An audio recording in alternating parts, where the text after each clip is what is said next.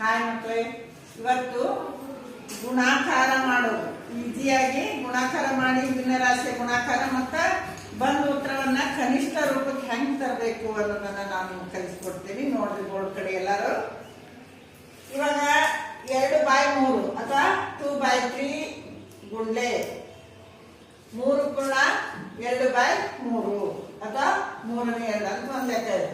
ಇವಾಗ ನಾವು ಇಲ್ಲೇ ಮಿಶ್ರ ಭಿನ್ನ ರಾಶಿ ಇಲ್ಲ ಅಂದ್ರೆ ಈ ವಿಷಮಾರ ಇರಲಿ ಅಥವಾ ಸಮಭಿನ್ನ ರಾಶಿಯರ ಇರಲಿ ಇದ್ದಂಗ ಇಟ್ಕೋಬೇಕು. ಹೌದಾ? ಇದ್ದಂಗ ಇಟ್ಕೋಬೇಕು, ನೋಡ್ಬೇಕು ಎಲ್ಲಾರು ಬೋಡ್ಬೇಕು. ಆಮೇಲೆ ಇದನ್ನ ನಾವೇನ್ ಮಾಡ್ಬೇಕು, ಮಿಶ್ರ ಇದ್ದದ್ದನ್ನ ವಿಷಮ ಮಾಡ್ಕೋಬೇಕು. ಹೋದ್ ಪೆಣ್ಣಲ್ಲಿ ನಾನು ಹೇಳಿ ಹೆಂಗ್ ಮಾಡ್ಕೊಳ್ಳೋದು ಅಂತೇಳಿ ಛೇದಕ್ಕ ಪೂರ್ಣಾಂಕಕ್ಕೆ ಗುಣಾಕಾರ ಮಾಡ್ಬೇಕು. 3 ಮೂಲೆ 9 ಅಂಶ ಕೂಡಿಸಿದ್ರ 11 ಆಗುತ್ತೆ. 11/3 11/3. ಇದು ವಿಷಮ ಭಿನ್ನ ರಾಶಿ ಬಂತು. ಮಿಶ್ರ ಭಿನ್ನ ರಾಶಿ ಏನ್ ಮಾಡಿದಾಗ ಯಾವಾಗ್ಲೂ ವಿಷಮ ಭಿನ್ನ ರಾಶಿ ಬರುತ್ತೆ. ಇವಾಗ 2 11 22 3 3 9 3 3 9 ಅಂತ ಆಗುತ್ತೆ. ಇವಾಗ ನಮ್ಗೆ ಏನ್ ಬಂತು,